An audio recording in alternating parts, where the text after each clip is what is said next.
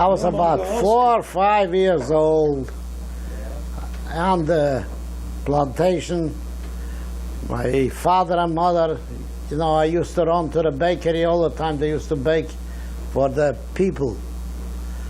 They used to work there. They used to bake bread, black bread. I used to love that bread. It used to be good pumpernickel, so delicious. Who used to bake it? Used to be the baker. Our baker used to be there. And I used to go down. My mother used to bake her own bread by herself, but this I liked better that black bread that I used to burn. I used to. One day, I went to the. I used to go with the woman that used to work for my mother there. But when she didn't have time, so I used to take off myself and go. Then I see a guy brought over a stack of hay to the bakery to heat up the ovens, inside. So I see it was night 2 horses, and I had a little whip in my hand. I went over to one of the horses, and I held it by the tail, and then I whipped it with the whip. So it went with the right foot and hit me right on the face. You know, ripped my lip and ripped my entire side of my face. So they rushed me to the doctor right away to Belts, and then they said I should take a train to Odessa. And Odessa was a big hospital. You should take a train. And over there they operated on me and they fixed up my cheek, and they put in I understand they put in they set a piece of pig's bone inside. At that time, that was I would say 1970 years back. It was about 70 years back. That was about 1980. What? 1920, 19. No, it was 1918, 1920, something like that.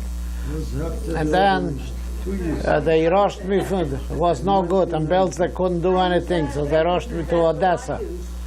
In Odessa, they performed an operation, and they stitched my nose, they stitched my side of my face, and they fixed me up.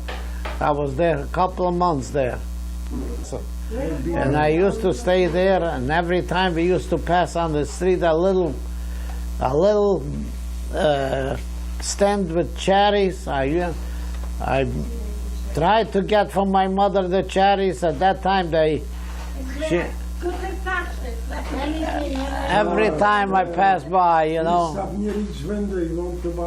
If I wanted a cherry, she had to buy it. Otherwise, I wouldn't budge from there.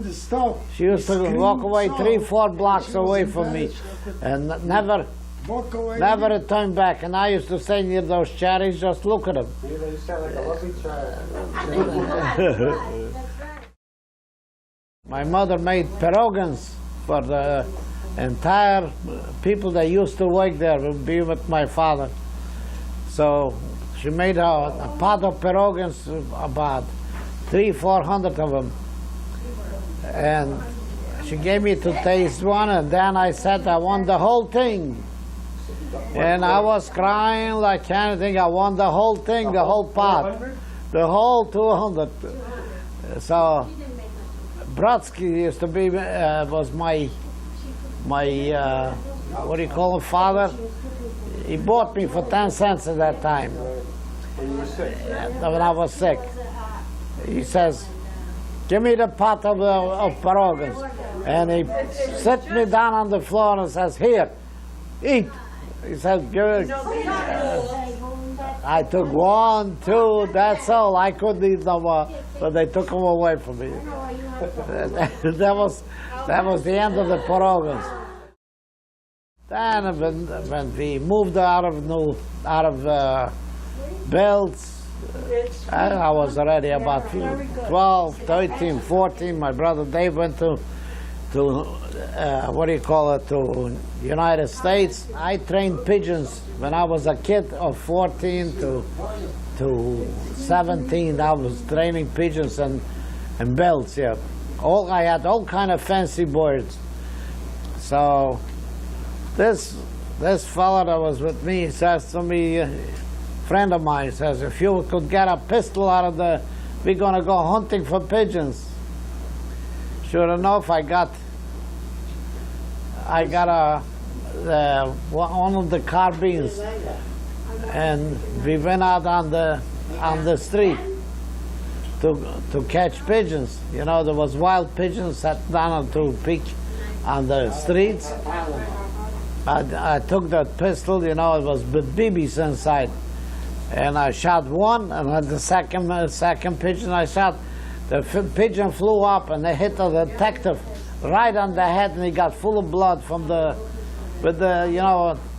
flew up in the air and then it fell down. So right away he came and took away the gun from me and took me into the Siguranza. Siguranza used to be a jail there. Used to be a jail, and in that jail they kept me overnight, and I said I want to see my boss, Niculescu. He's the one that gave me the gun. I told him that I have cats. They used to come to eat my pigeons up, so I want to shoot them. So with that pistol, I went hunting for pigeons on the street. And after that, I came into, and I started working. I was working for him while they was away until I got into the United States. So when I was a kid, I was very interested in pigeons, in which I trained my pigeons. At one time, my brother Dave went after me and got mad at me and chased the pigeons. I'll never forget that day when he ran away from me, and I stunned him with rocks all the way over the Nikolaisk, and he ran away. He ran away from me. I was a kid at 14, and we started out to go to the United States. And when we went out to the United States, my mother was trying to sell everything that we had in the house. I'll never forget when she had a big copper tub. It was taken in about 300 pounds of prunes to make pavadla. That's an English prune jam. And at that time, she used to send me to rent it and to bring it back home when I was a kid. And I followed my mother's footsteps. Whatever she says to me, I listen to her. My teacher used to be Dubnovsky. Dubnovsky was a Hebrew teacher. He knew very good that I'm going to the United States, and he said to me, over there you're going to be a rich man, a rich man. He says, you ain't going to be rich in dollars, but you're going to reach in freedom, and you're going to live like a man over there. I listened to him because I was only 14 years old, and I remember we put out everything from the house outside on the lawn, and we were selling it. My mother was auctioning cove. We got together a few dollars, in which we came down. We sailed out from Belts about the 20th of December, and we got in at the 29th of January into the harbor of New York City. I remember my mother says, see those big buildings, look at those big buildings, how will you go up to those big buildings? At that time I was a kid, I couldn't understand yet what it was, and we came up to the Bronx. When we came up to the Bronx, my father had an apartment for us, and at 872 Jennings Street, in which it was a market, a fruit and vegetable market, and chickens, just like a supermarket for everything. And the woman downstairs says to me, Henry, come on down, you want to go to work? And I started I started to work for $12 a week, and worked there for 42, 43 hours a week for $12. And for those $12, that reached so far because it was only $12 a dozen rolls, so that 12 pennies a dozen rolls. And my father used to be the cashier, and we used to work all week. All 5 boys used to work, 4 boys, and we used to bring it in. It was one cash and made a nice living. Then Your father owned the store? my father didn't own the store. I went to work for this woman downstairs.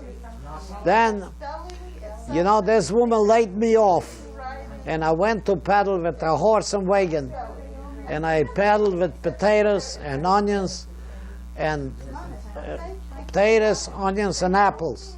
And I made $25, $30 a week. So my father used to say, see, it's better than working for somebody else. Then I was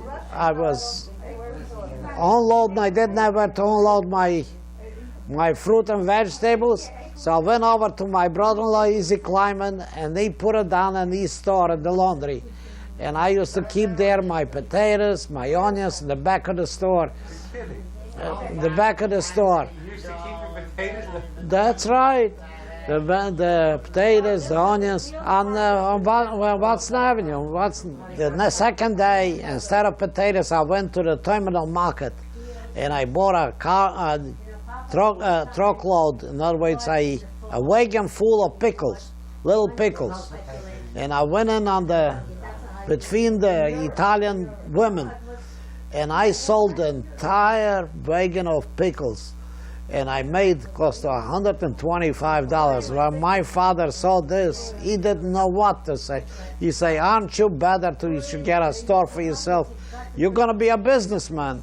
Sure enough, I went on Dykeman Street, and I bought off a store of a guy that was an elderly man, and I was making a nice living. At that time, my father decided to buy a hotel in the mountains. And I was only about 17 years old. I couldn't take care of the store myself because I was very busy, and that store brought me a very nice living. I used to make $200, $300 a week. So I seen that my father and mother had gone to the mountains to the hotel business, so I wanted to be in the mountains with them. I went and I sold the store for $700. And I moved up the mountains to the mountains with them. And I was a waiter in the mountains at that time, and I helped them to fix up the hotel. Which hotel was that? The Lakeview Hotel. Easy Kleiman had a friend, Ben Hoshkovich, and he came in. He was unemployed. He took off his ring and says to me, Henry, you want to buy my ring? Here it is, Mickey. You want to buy my ring? I said, how much you want, Benny? So he took it off and threw it on the table. Give me $7. I said, no, I got $5. If you want it, I'll buy it. And I bought the ring of him for $5. He says, good luck, wear it, because I didn't have use out of it, and I need the money now. At that time, he was starving for a piece of bread. Then Dave came over to me and says, why should you be a fruit and vegetable man? Come on out to Roosevelt, and you're going to be a head blocker. I went out the first week. I made $80 for the week. I made $80 for the week, and they give us a house to live there for $16 a month rent. So my wife says, look at this. You're going to make $80 a week, and you're going to pay $16 rent. You're going to make a nice living. We're going to live very nice. And I stood there for about, I'd say, 20 years. And I also took jobs on the side. I used to go on to the Big Bear on Saturday and Sunday and work in that Big Bear. At the Big Bear, we used to sell fruit and vegetables, a lot of stuff. I used to fix up his shelves because I was very experienced at that market. And I started to work in that's my life story. And I got through to Big Bear. Still in all this this car gainer company with the hats that I used to work was for 5-6 years, and I worked up. I used to make $250 a week. So this at one time the workers went on a strike, so he pulled all the hats out of there and closed up the factory. So I went and looked for a job in Philadelphia, and I worked in Philadelphia on North 9th Street at Abbey Hat, and I worked there for about 2 years. And I moved from there. I seen that I could better myself, so I went into New York and I spoke to the organizer. And I spoke to Louis Sant, was the organizer at that time and he says, hold off a little bit and I'll call you in. Sure enough, a week later he called me and he says, he got a good job for me. I went to work for this frame house. I used to make $450 a week. And I used to work only 3 blocks away from Rivington Street. I used to bring in pumpernickel bread, all kind of appetizing and everything. I used to call in everybody from Roosevelt. They used to sit and wait for you. They used to sit and wait. You hear that? They used to sit and wait for me. I should come in with appetizing, you know. My wife's... I used to bring in, and we used to have parties. Used to work in the... And that's how I worked. Schlepped myself to New York for about 15 years. And then I met again up with my brother-in-law, Clyman. He says, you want to buy my store? I'm moving to California. If you want to buy the store, get together with Fanny and buy the store. And sure enough, I bought the store in Baltimore, and we moved out to Baltimore. And I lived on in the Wakefield apartments, in the back of the plaza. You remember that? And that was after our 25th anniversary. We moved out to Baltimore, and in Baltimore we stood about 10 to 12 years until they burned us out. When the color burned us out, so we fixed up the store and we sold it back to a color guy. And then I went to work for Shapiro's for about a year and a half. Then I took sick of my eyes because I had to replace the cataracts on my eyes. And after I got through with the cataracts, so my wife says to me, let's retire and go to Florida. And Wait a minute, you left out your serious illness. Then I took sick about the sickness. I took sick, and they couldn't find what's the matter with me. They opened me up. They opened me up inside, and they took all my insides out. Dr. Gann did the operation from Sinai Hospital, and he said only God knows what's the matter with him. Eventually, a little Indian girl found a doctor that was practicing in the Sinai Hospital. She injected me on the hip, and she found out that I have a lot of pores in my hip. And that's how they traced down my fever, that I was running over 102 fever.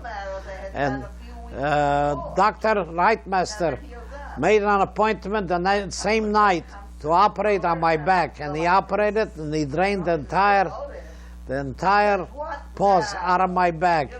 And I was 6 weeks in the hospital in a brace, a steel brace. I couldn't move no how.